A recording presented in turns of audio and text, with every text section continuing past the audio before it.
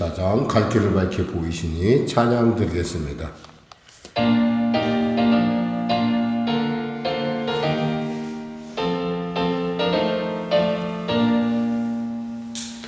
갈 길을 밝히 보이시니 저 앞에 빨리 나갑시다. 우리를 찾는 구주 예수 곧 오라시네. 죄악 벗은 우리 영혼은 기뻐 뛰며 주를 보겠네. 하늘에 계신 주 예수를 영원히 섬기리. 우리를 오라 하시는 말 기쁘게 듣고 순종하세. 구주를 믿기 지체 말고 속속히 나가세. 죄악 벗은 우리 영혼은 기뻐 뛰며 주를 보겠네. 하늘에 계신 주 예수를 영원히 섬기리. 주 오늘 여기 시온에 다 와서 주의 말씀 듣세. 듣기도 하며 생각하니 참 진리시로다. 죄악 벗은 우리 영혼은 기뻐 뛰며 주를 보겠네. 하늘에 계신 주 예수를 영원히 섬기리. 하나님 감사합니다. 오늘도 귀한 아침을 주시며 감사합니다. 크신 은혜를 베풀어 주시고 치료해 주시고 응답하시고 새롭게 하여 주시옵소서. 나라와 민족을 불쌍히 여기셔서 복음통일 평화통일케 하여 주시고 성령교회를 불쌍히 여기시사 이 어려움이 변하여 아버지 놀라운 주님의 살아계심의 증거로 승화될 수 있도록 주여 도와주시옵소서. 아울러 또 사랑하는 성도들의 삶의 현장 가운데 축복하시고 은혜를 베푸시옵소서.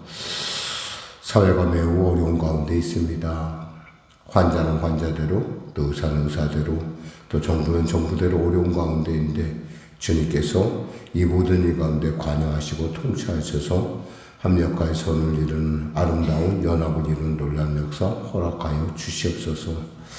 전쟁이 멈춰지게 하여 주시옵소서. 오랫동안 거듭낸 전쟁으로 말미암아 하나님 세계 경제가 심히 어렵고 균형을 잃은 지가 오래되었습니다. 하나님 이 전쟁이 속히 멈춰지게 하여 주시고 그 멈춤 가운데 하나님의 놀라운 통치의 은혜가 살아계심의 증거가 나타나게 하여 주시옵소서.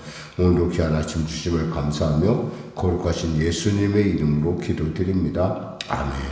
하나님은 살아계십니다. 은혜 나누실 말씀은 출애굽기 39장 1절에서 40절 39장입니다.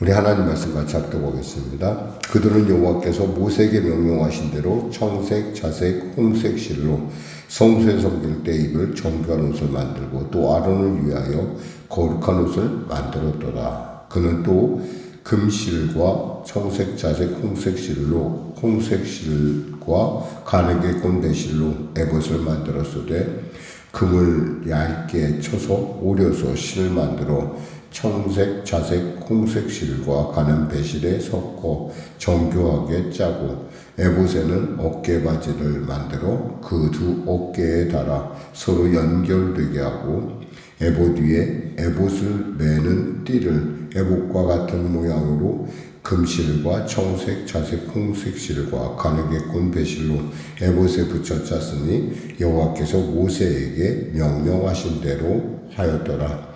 그들은 또 호마노를 깎아 금태에 물려 도장을 새김같이 이스라엘의 아들들의 이름을 그것에 새겨 에봇 어깨 받침에 달아 이스라엘의 아들들의 기념하는 보석을 삼았으니 여호와께서 모세에게 명령하신 대로 하였더라.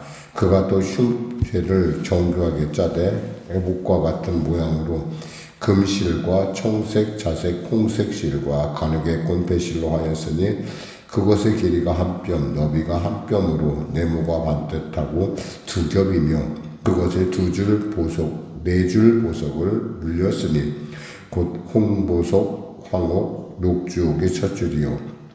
둘째 줄은 석류석, 남보석, 홍만호요. 셋째 줄은 호박, 백만호요, 자수정이요. 넷째 줄은 눅보석, 호만호, 벽옥이라. 다 금태에 물렸으니 이 보석들은 이스라엘 아들들의 이름 곧 그들의 이름대로 12이라. 도장을 새김같이 그 12지파의 각 이름을 새겼으며 그들이 또 순금으로 녹군처럼 사슬을 따 흉패에 붙이고 또 금태들과 금고리 둘을 만들어 그 두 고리를 흉패 두 끝에 달고 그 따온 두 금사슬을 흉패 끝 두 고리에 꿰매었으며 그 따온 두 사슬의 다른 두 끝을 에봇 앞 두 어깨바지의 금태에 메고 또 금고리 둘을 만들어 흉패 두 끝에 달았으니 곧 그 에봇을 마주한 안쪽 가장자리에 달았으며 또 금고리 둘을 만들어 에봇 앞 두 어깨바지 아래매는 자리 가까운 쪽 곧 정교하게 짠 에봇띠 위에 달고 청색끈으로 흉패고리와 에봇고리에 꿰어 흉패로 정교하게 짠 에봇띠 위에 붙여서 에봇에서 벗어지지 않게 하였으니 여호와께서 모세에게 명령하신 대로 하였더라. 그가 때 에봇 받침 긴 옷을 전부 청색으로 짜서 만들되 그 옷에 두 어깨 사이에 구멍을 내고 갑옷 깃같이 그 구멍 주위에 깃을 짜서 찢어지지 않게 하고 청색, 자색, 홍색 실과 가느게 꼰배실로 그 옷 가장자리에 석류를 수놓고 순금으로 방울을 만들어 그 옷 가장자리로 돌아가며 석류 사이사이에 달되 방울과 석류를 서로 간격을 두고 번갈아 그 옷 가장자리로 돌아가며 달았으니 여호와께서 모세에게 명령하신 대로 하였더라.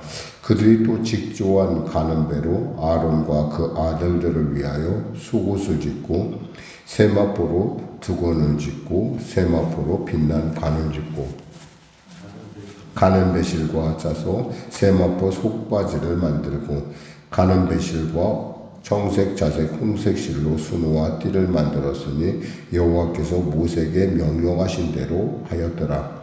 그들이 다 순금으로 거룩한 패를 만들고 도장을 새김같이 그 위에 여호와께 성결이라 새기고 그 패를 청색끈으로 관 전면에 달았으니 여호와께서 모세에게 명령하신 대로 하였더라. 이스라엘 자손이 이와 같이 성막 곧 회막의 모든 역사를 마치되 여호와께서 모세에게 명령하신 대로 다 행하고 그들이 성막을 모세에게로 가져왔으니 곧 막과 그 모든 기구와 그 갈고리들과 그 널판들과 그 띠들과 그 기둥들과 그 받침들과 붉은 물드는 수양의 가죽덮개와 해달의 가죽덮개와 가리는 휘장과 증거교와 그 채들과 그 속죄소와 상과 그 모든 기구와 진설금과 순금 등잔대와 그 잔 곧 벌려놓은 등잔대와 그 모든 기구와 등유와 금제단과 관유와 향기로운 향과 장막 휘장문과 놋제단과 그 놋그물과 그 채들과 그 모든 기구와 물두멍과 그 받침과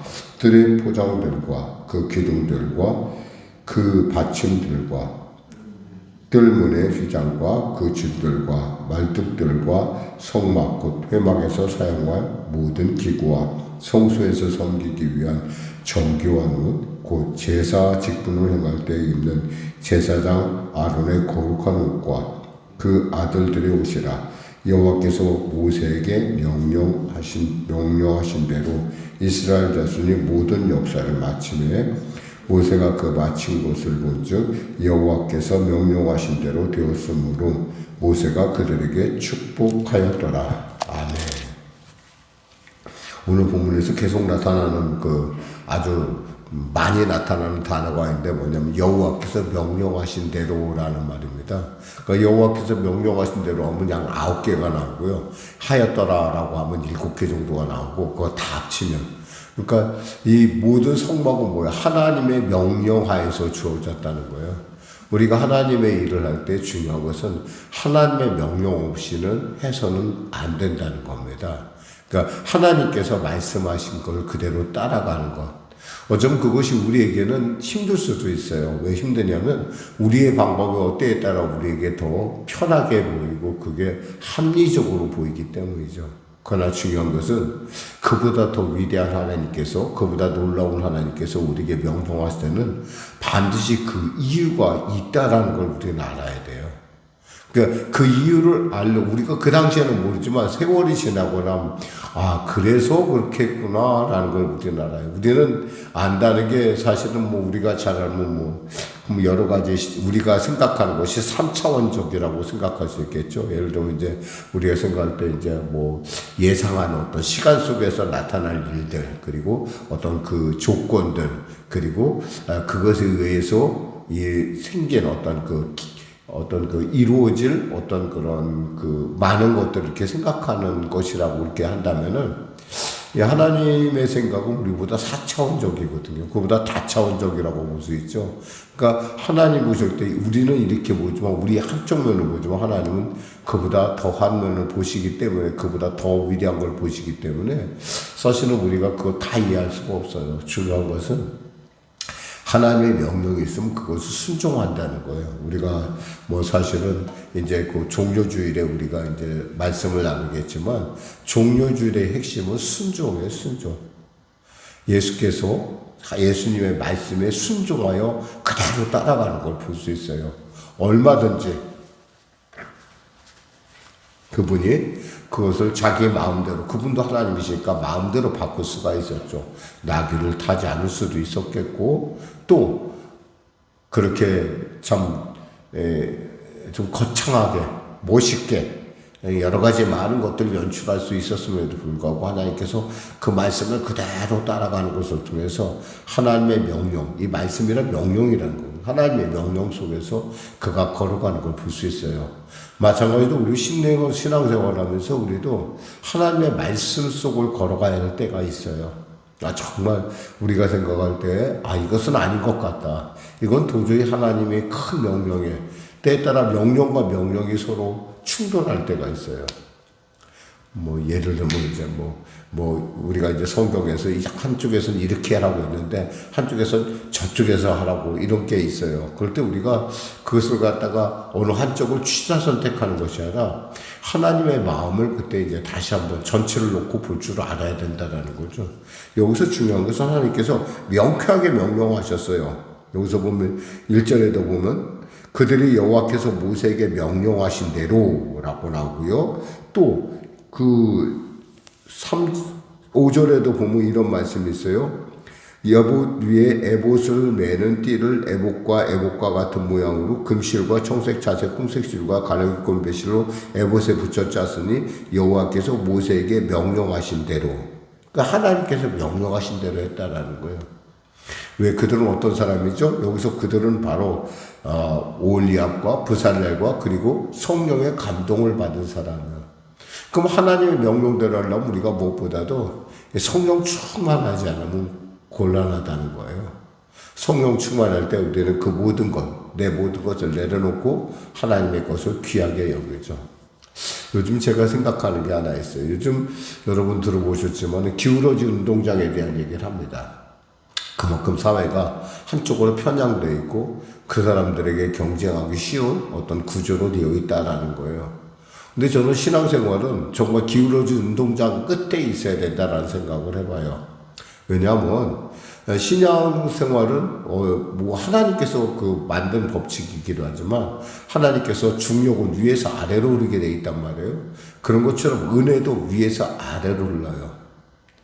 여러분 은혜 받기를 원하죠? 그럼 간단해요. 사실은 너무 간단한 건데 뭐냐면 하나님 밑에 서 있으면 돼요. 그것도 가장 낮은 곳에 서 있으면 돼요. 하나님은 낮은 곳을 향하여 은혜를 베푸시거든요. 한번 여러분 생각해 보세요. 하나님께서 그 많은, 제가 요즘 와서 생각을 했는데 그걸 참 생각을 못 했던 것 같아요.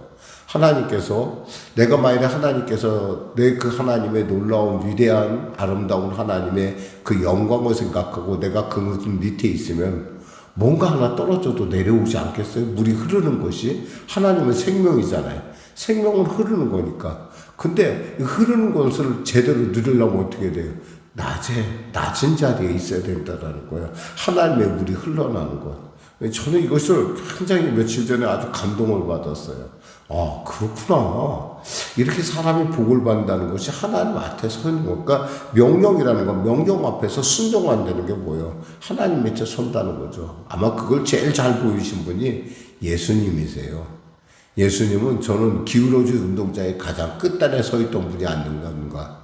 사실 사순절 기간은 사실 어쩌면 그 끝선을 향해서 주님께서 나간 자리가 아닌가 이런 생각을 해봐요. 그러니까 그 가장 낮은 곳을 향해서 저 십자가를 향해서 그리고 가장 수치스러운 죽음의 자리로 그리고 가장 고통스러운 모습으로 이 모든 것들이 우리가 생각하면 야 정말 예수님은 그 기울어진 운동장에 가장 끝에 있구나. 그럼 나는 어디에 있나? 나는 도대체 어디에 있는가? 이런 생각을 좀 해봤어요. 오늘 이렇게 오늘 본문을 통해서 이렇게 볼 수 있는 것은 딱 한마디로 말해서 하나님께서 명령하신 대로 행했다는 거예요. 그러니까 43절에 뭐라고 말씀하시냐면 이렇게 하나님께서 말씀하세요. 모세가 그 마친 모든 것을 본즉 여호와께서 명령하신 대로 되었으므로 모세가 그들에게 축복하였더라. 명령하신 대로 되었으니 이게 명령하신 대로 되니까 뭐요? 복을 빌어줬다는 거예요. 우리가 하나님의 말씀이 우리 안에 말씀으로 나타날 때 우리는 그 일을 놓고 복을 빌어줄 줄 알아야 돼요. 우리의 역할이 그런 역할이에요. 왕같은 제사장으로서 다른 사람은 볼 수가 없죠. 그것이 하나님의 제대로 됐는지 하나님의 명령대로 됐는지 안 됐는지 몰라요. 우리가 정의를 기뻐하고 우리가 공의를 기뻐하고 악한 세력이 쇠함을 기뻐하는 것이 뭐 때문에 그러겠어요? 하나님의 뜻이기 때문에 그렇다는 거예요. 하나님의 말씀에 명령이 있기 때문에 그렇다는 거예요. 그럼 하나님의 명령이 명령될 때 그것이 말씀될 때 우리는 그것을 놓고 축복해 줄 그 자리에 있어야 된다는 거죠. 그러니까 우리의 삶이나 우리의 가정이나 모든 현장에서 우리는 누군가를 축복해 줄 수 있는 그리고 그 일을 통해서 하나님의 방식이 옳았음을 하나님의 명령이 옳았음을 하나님의 섭리가 옳았음을 우리가 제일 먼저 인정해주고 그것에 대해서 격려하고 그것에 대해서 기뻐하는 그런 신앙이 바로 신앙생활 아닐까 한번 생각해 봅니다. 기도하겠습니다. 하나님 아버지 감사합니다. 오늘도 주님의 말씀 앞에 섭니다. 말씀이 내 안에서 말씀되는 그 자리 아버지 주님의 은혜를 받을 그 자리 하나님을 높이고 마땅히 있어야 할 그 자리에 제가 있게 하여 주시옵소서. 예수님의 이름으로 기도드립니다. 아멘. 우리 말씀 생각하고 찬양하겠습니다. 찬송가 347절입니다.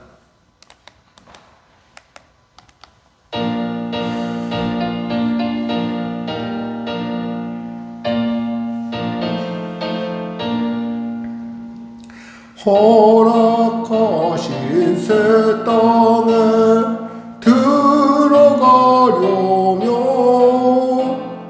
마음의 준비 다하여 힘써 일하세. 여호수아 품받아 앞으로 가세.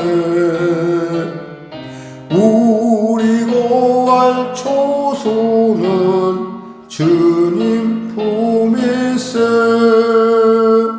시험 환난 당해도 낙심 말고서 맘의 걱정 버리고 힘써 일하세.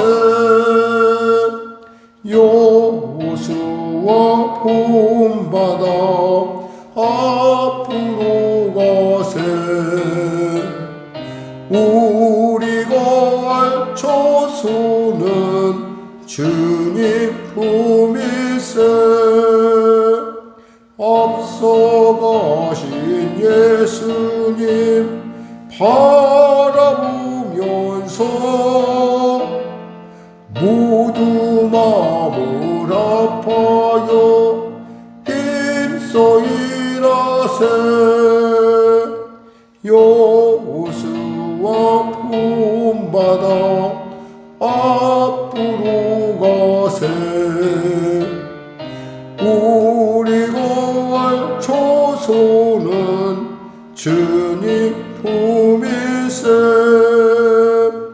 일할 곳이 아직도 많이 있으니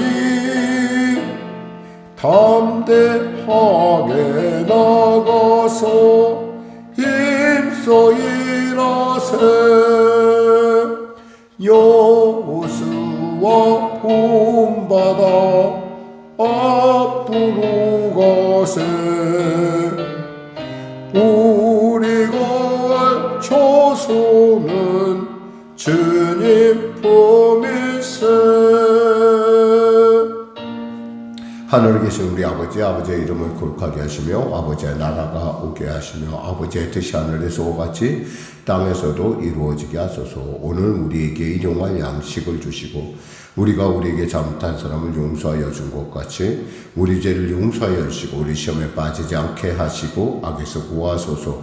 나라와 권능과 영광이 영원히 아버지의 것입니다. 아멘. 우리 거룩한